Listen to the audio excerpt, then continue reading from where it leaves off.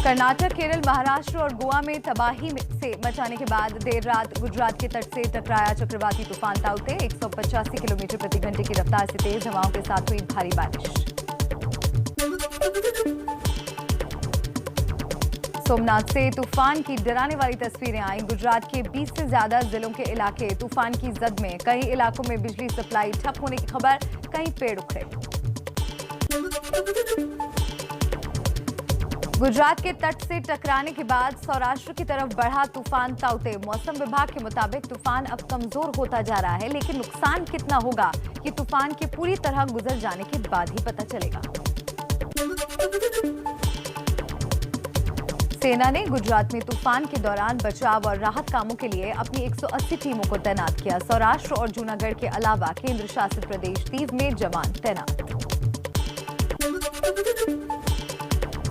तूफान ताउते से बचाने के लिए गुजरात में 2 लाख से ज्यादा लोगों को सुरक्षित जगहों पर पहुंचाया गया। एनडीआरएफ और एसडीआरएफ की 50 से ज्यादा टीमों ने मोर्चा संभाला। ताउते तूफान की वजह से आज भी पूरे गुजरात में कोरोना का टीकाकरण अभियान बंद रहेगा। मुंबई में तूफान की वजह से 3 दिन टीकाकरण बंद रहा। ताउते तूफान के गुजरात के बाद राजस्थान में प्रवेश को देखते हुए प्रदेश के कई जिलों में हाई अलर्ट। जालौर जिले से तूफान के दाखिल होने का अनुमान। करीब 10 जिलों में कलेक्टरों को आपातकालीन इंतजाम रखने के आदेश दिए गए। मौसम विभाग ने आज राजस्थान के जोधपुर और उदयपुर संभाग में भारी बारिश का अलर्ट जारी किया। डूंगरपुर और बांसवाड़ा समेत कई जिलों में एनडीआरएफ की टीमें तैनात। डूंगरपुर में लोगों को घरों से बाहर ना निकलने की सलाह। महाराष्ट्र में ताउते तूफान ने मचाई बड़ी तबाही, 6 लोगों की मौत। तूफान की वजह से 2500 से ज्यादा घरों को नुकसान पहुंचा। करीब 12000 से ज्यादा लोगों को एहतियातन सुरक्षित जगह पहुंचाया गया। मुंबई में ताउते तूफान की वजह से तेज हवाओं के साथ बारिश हुई। जगह जगह पानी भरा। कई इलाकों में पेड़ और खंभे गिरे। सुबह 11 से रात 10 बजे तक बंद रहा मुंबई एयरपोर्ट। मुंबई में तूफान के दौरान बांद्रा वर्ली सी लिंक को बंद किया गया। मोनोरेल सेवा भी दिन भर के लिए बंद रही। अंधेरी, सबवे समेत कई जगह पानी भरा। तूफान गुजरने के बाद एनडीआरएफ की टीम राहत और बचाव में जुटी दिखी। ताउते तूफान से महाराष्ट्र के सिंधुदुर्ग में करीब 550 घरों को नुकसान पहुंचा। पुणे में 100 से ज्यादा घर, रत्नागिरी में 61 घर और 3 स्कूलों को नुकसान पहुंचा। तो रायगढ़ में 43 घर बर्बाद हुए। ताउते तूफान से कर्नाटक के 121 गांव प्रभावित हुए। 6 लोगों की मौत हुई। केरल और गोवा में 2-2 लोगों की मौत के साथ तूफान ने भारी तबाही मचाई। पीएम मोदी ने ताउते तूफान को लेकर महाराष्ट्र, गुजरात और गोवा के मुख्यमंत्रियों से बात की। नुकसान और तैयारियों की जानकारी ली। केंद्र सरकार की तरफ से हर संभव मदद का भरोसा दिया। रक्षा मंत्री राजनाथ सिंह ने तूफान को लेकर सीडीएस जनरल बिपिन रावत और सेना के तीनों प्रमुखों के अलावा रक्षा सचिवों के साथ बैठक की। तूफान से निपटने और मदद को लेकर चर्चा की। कोरोना संकट से जुड़ी हुई खबरों का भी रुख कर लेते हैं। देश में घट रहे हैं कोरोना के मामले, लेकिन मौत के आंकड़ों में तेजी जारी। 20 अप्रैल के बाद पहली बार देश भर में 3 लाख से कम 2,81,386 नए मरीज मिले। 4,106 लोगों की मौत भी हुई।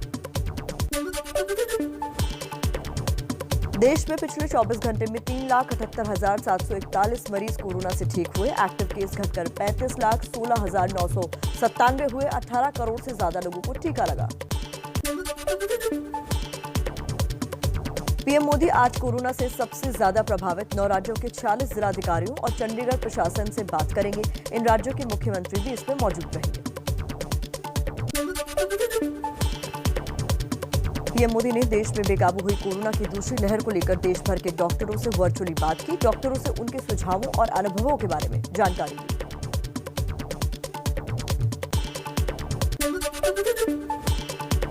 कोरोना पर बने ग्रुप ऑफ मिनिस्टर्स की स्वास्थ्य मंत्री डॉक्टर हर्षवर्धन की अगुवाई में बैठक हुई। टेस्टिंग क्षमता 25 लाख से 45 लाख करने पर फैसला लिया। अगले हफ्ते से हिंदी समेत 14 क्षेत्रीय भाषाओं में उपलब्ध होगा कोविन पोर्टल।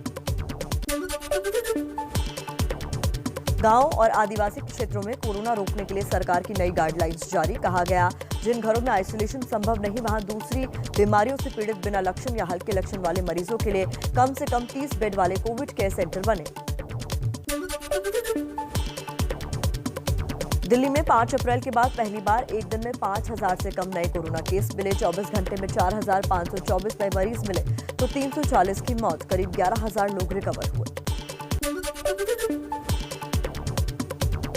जरूरी दवाओं और ऑक्सीजन के मामले पर दिल्ली हाईकोर्ट सख्त। कल सुनवाई में कहा, पुलिस पता लगाए राजनेताओं तक भारी मात्रा में दवाएं कैसे पहुंची। पुलिस ठीक से जांच करे, अगर कुछ गलत हो तो केस दर्ज हो। दिल्ली में कोरोना वैक्सीन की कमी को लेकर दाखिल याचिका पर हाईकोर्ट आज सुनवाई करेगा, जबकि अलग अलग स्थानों के लिए अलग अलग वैक्सीन की कीमत वाली याचिका पर 2 जून को सुनवाई होगी।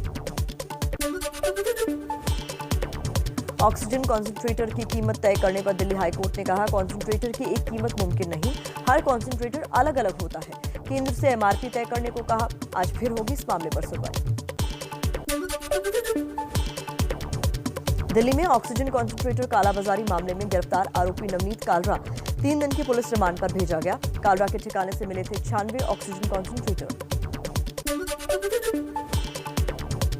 ऑक्सीजन कॉन्सेंट्रेटर्स के इस्तेमाल को लेकर drug controller general of India ने राज्यों को भेजी चिट्ठी। कहा, राज्यों के ड्रग कंट्रोलर सुनिश्चित करें कि ऑक्सीजन कॉन्सेंट्रेटर के बारे में सही जानकारी लोगों तक पहुंचे। गृह मंत्री अमित शाह से मिले हरियाणा के मुख्यमंत्री मनोहर लाल खट्टर। राज्य में कोरोना के हालात और किसान आंदोलन की मौजूदा स्थिति को लेकर चर्चा हुई। यूपी में रोजाना घट रहे कोरोना के नए मामले। 24 घंटे में 9391 नए मरीज मिले। 285 लोगों की मौत। Recovery rate 90%। यूपी की स्वास्थ्य व्यवस्था पर इलाहाबाद हाईकोर्ट की तल्ख टिप्पणी। कहा, यूपी के गांव और छोटे कस्बों में चिकित्सा सुविधाएं राम भरोसे। गांव में सुविधाएं बढ़ाने के निर्देश दिए। चलिए आगे बढ़ते हैं, रुक करते कुछ और खबरों का।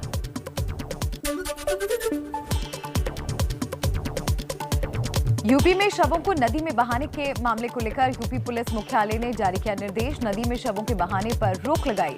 पुलिस, पीएसी और एसडीआरएफ के जरिए 24 घंटे पेट्रोलिंग होगी। प्रयागराज में गंगा और दूसरी नदियों के किनारे शवों को दफनाने पर जिला प्रशासन ने आज से लगाई रोक। नियम के उल्लंघन पर होगी कड़ी कार्रवाई। महाराष्ट्र में कोरोना के नए केस में रिकॉर्ड कमी। 24 घंटे में 26,616 नए मरीज मिले। 516 की मौत हुई। 48,211 कोरोना मरीज रिकवर हुए। बंगाल में कोरोना से लगातार दूसरे दिन रिकॉर्ड 147 लोगों की मौत। 19,000 से ज्यादा नए मामले मिले। 30 मई तक बंगाल में है संपूर्ण लॉकडाउन। कर्नाटक और तमिलनाडु में बढ़ रहा है संक्रमण। कर्नाटक में एक दिन में 38,000 से ज्यादा नए केस मिले और 476 लोगों की मौत हुई। तो तमिलनाडु में 33,000 से ज्यादा नए मरीज मिले और 335 की जान गई। जम्मू कश्मीर में शहीद हुए जवान मंजीत के अंतिम संस्कार में उड़ी कोरोना नियमों की धज्जियां। झारखंड के दुमका में सैकड़ों लोग अंतिम विदाई में हुए शामिल। बेटी ने दी शहीद पिता को मुखाग्नि। वैक्सीन लगने के बाद भारत में ब्लड क्लॉटिंग और ब्लीडिंग के मामले ना के बराबर। सरकारी समिति की केंद्रीय स्वास्थ्य मंत्रालय को सौंपी गई रिपोर्ट में दावा। कोरोना के खिलाफ जंग में मरीजों को मिला एक और हथियार। डीआरडीओ की एंटी कोविड दवा 2DG की पहली खेप को रक्षा मंत्री राजनाथ सिंह और स्वास्थ्य मंत्री डॉक्टर हर्षवर्धन ने लॉन्च किया। यूपी सरकार खरीदेगी कोरोना से निपटने में काम आने वाली डीआरडीओ की 2DG दवा। सीएम योगी ने अधिकारियों को दवा मंगाने के लिए निर्देश दिए। बंगाल के नारदा स्टिंग केस में टीएमसी नेताओं को राहत नहीं। कलकत्ता हाईकोर्ट ने मंत्री फरहाद हाकिम, मंत्री सुब्रत बैनर्जी, विधायक मदन मित्रा और शोभन चैटर्जी की जमानत पर लगाई रोक। बुधवार को सुनवाई। तब तक न्यायिक हिरासत में रहेंगे चारों टीएमसी नेता। 7 घंटे की गिरफ्तारी के बाद विशेष सीबीआई कोर्ट ने चारों टीएमसी नेताओं को जमानत दी थी, जिसके खिलाफ सीबीआई ने हाईकोर्ट का रुख किया था। तब हाईकोर्ट ने सीबीआई कोर्ट के आदेश को रद्द कर दिया। टीएमसी नेताओं की गिरफ्तारी पर कोलकाता में घंटों हुआ भारी हंगामा। समर्थकों ने सीबीआई ऑफिस के बाहर पत्थर और पानी की बोतलें फेंकी। सीएम ममता बनर्जी गिरफ्तारी के विरोध में निजाम पैलेस पहुंची। 6 घंटे तक सीबीआई दफ्तर में रही। टीएमसी ने बीजेपी पर बदले की कार्रवाई का आरोप लगाया। कहा, बीजेपी ममता सरकार को गिराना चाहती है। बीजेपी बोली, ममता सीबीआई के काम में बाधा पैदा कर रही है। बंगाल बीजेपी अध्यक्ष दिलीप घोष का ममता पर तीखा हमला। कहा, सीबीआई अपना काम कर रही है, 5 साल से जांच जारी, ममता का जांच में बाधा डालना ठीक नहीं। बंगाल के राज्यपाल जगदीप धनखड़ ने कहा, मौजूदा हालात से चिंतित, सीबीआई ऑफिस पर पत्थर चलना गलत, पुलिस कानून व्यवस्था बहाल करे, ममता संविधान का पालन करे।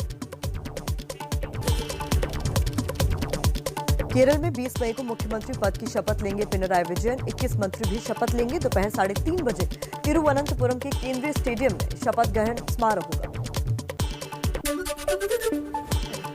पूर्व सांसद पप्पू यादव की गिरफ्तारी के विरोध में महिला समर्थकों ने कराया बिहार के दरभंगा में मुंडन। 30 साल पुराने मामले में पिछले हफ्ते पप्पू यादव की गिरफ्तारी हुई थी। कोरोना काल में सेंट्रल विस्टा के निर्माण कार्य पर रोक लगाने वाली याचिका पर दिल्ली हाईकोर्ट ने अपना फैसला सुरक्षित रखा।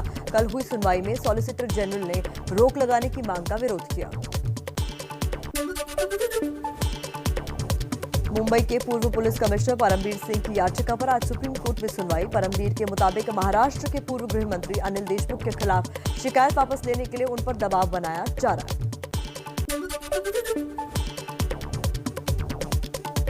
समाजवादी पार्टी के सांसद आजम खान की सेहत में सुधार। आईसीयू से नॉर्मल वार्ड में शिफ्ट किए गए। अब आजम को ऑक्सीजन की जरूरत नहीं। कोरोना से संक्रमित होने के बाद बिगड़ी थी उनकी तबीयत। ओलंपिक पदक विजेता पहलवान सुशील कुमार पर दिल्ली पुलिस ने 1 लाख का इनाम घोषित किया। छत्रसाल स्टेडियम में हत्याकांड में फरार है सुशील। साथ ही अजय पर भी 50,000 का इनाम। भोपाल में पूर्व मंत्री और कांग्रेस विधायक उमंग सिंघार के घर में 38 साल की महिला मित्र ने लगाई फांसी। सुसाइड नोट में सिंघार का नाम लिखने से कई सवाल उठ रहे हैं। सिंघार ने कहा, हम 1-2 महीने में शादी करने वाले थे। पुलिस थाने में बयान दर्ज कराया।